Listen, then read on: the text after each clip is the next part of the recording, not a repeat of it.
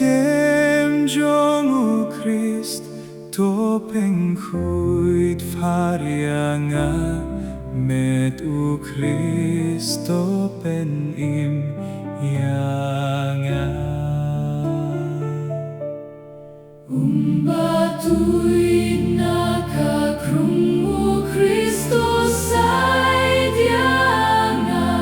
snamu Kristen depianga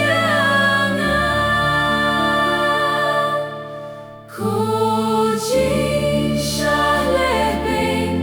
topen klein shuryanga Christ baba to shashkor yanga Hapor kijing mong jong metrai aingan re awat shangan kladno name Nunong shunu bong man kulong to dayanga hat miryap to khonyanga Bangan wan shame lem kiriu khui jong me ban yaro tang yame juno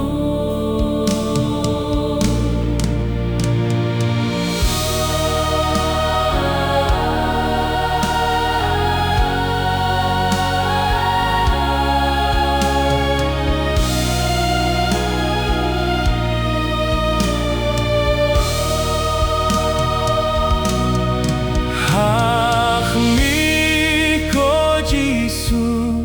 ubaba tiang tam ngadem ngun hakmat jong me Dajing trang bashit rim jong kamen siem jong ngayay dway kerpat yame Bamen shon jing skeo hadonu jah jong kajing jing kermen jing to shon jing kuslai bashi sha